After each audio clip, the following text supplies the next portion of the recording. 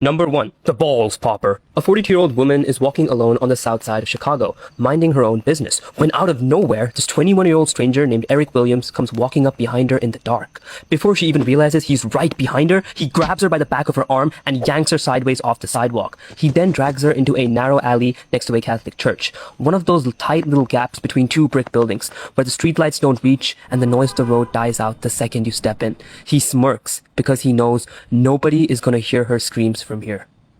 He shoves her up against a brick wall first to knock the wind out of her, then slams her down to the ground on her back. Before she can push herself up, he drops his full body weight on top of her and pins both of her shoulders down with his hands. Now she's flat on her back on the concrete. He thinks he has her. He's already getting comfortable, leaning his weight forward over her chest, ready to do whatever sick thing brought him out into the streets that night. In his head, the hardest part is already over, and that is his biggest mistake. Because, while Eric Williams is busy getting comfortable on top of her, this 42-year-old woman has a stone-cold poker face. And as he shifts his weight forward and leans his hips closer into her face, his royal jewels end up exactly where they shouldn't be, hanging directly over her mouth. Without hesitation, she bites down. She doesn't just bite, she locks her jaw like a pit bull and she does not let go. Eric Williams thinks he's in control of the situation for about 1.5 seconds before he isn't anymore. The scream, the agonizing scream that comes out of him probably wakes up half the block. He scrambles off of her, screaming in the worst pain a man can imagine. He looks down once more, and he knows gone are the days of his fatherhood. He then just runs away. He takes off into the night in tears, panicking, looking for anybody, looking for a hospital, anybody who can just undo what just got done. Meanwhile, this woman gets up, picks his jewels up off the ground, and starts walking.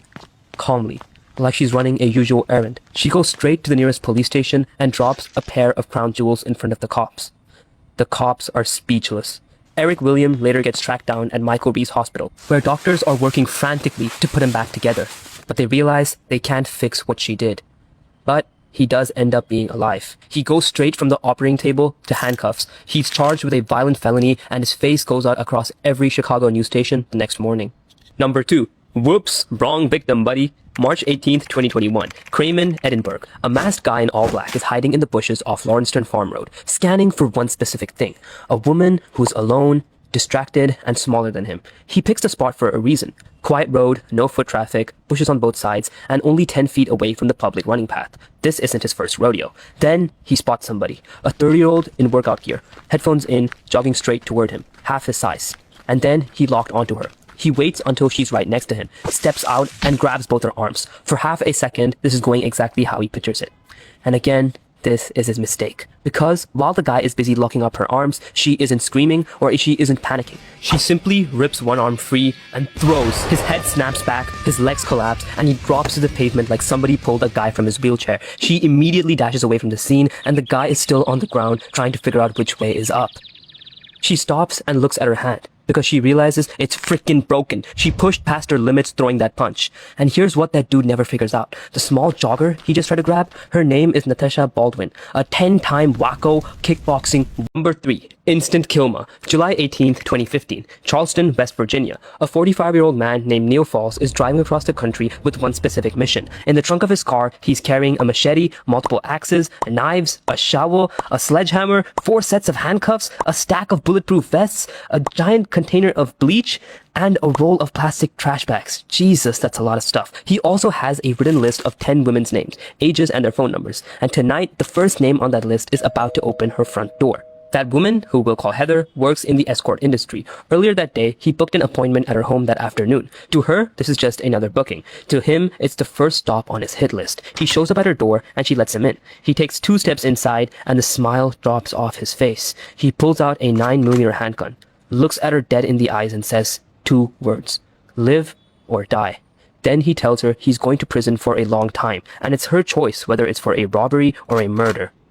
Then he grabs her by the throat and starts strangling her. And this is where Heather makes the only move she has left. She is being choked, and he has the gun in one hand and her neck in the other. Out of the corner of her eye, she sees something. A garden rake propped up against the wall. She lunges, grabs it, and starts swinging. Neil panics, sets the gun down on a side table for 1 single second to wrestle the rake away from her. And that's all she needs. She drops the rake, grabs his gun, points it at him, and without even looking at him, pulls the trigger. One shot right into his head. He drops dead on her kitchen floor. She comes out of the fight with a broken back and a dislocated shoulder, but she comes out of it alive. The cops eventually show up and confirm that Neil Falk is a suspected serial killer believed to be linked to unsolved murders of women across at least 9 states. Heather killed him with the very first weapon he brought to kill her with, and saved every other woman on that list. 3 real stories. One happened at night, one happened in the middle of broad daylight, and one started with someone meeting a stranger online. Different places and different situations. But none of them thought it was going to happen to them. And that's what makes stories like this so creepy. Your life isn't at danger only at 3 a.m. every night. Most of the time, your gut feeling is probably wrong. You turn around and nobody's there. And over time, you learn to ignore your gut feeling. And the people in these stories probably had those same little gut feelings too. That tiny feeling that something was off. But they brushed it aside. So remember, sometimes the stranger walking near you isn't trying to go in front of you to make you feel safe. And sometimes, by the time you realize something is wrong, they're already close enough to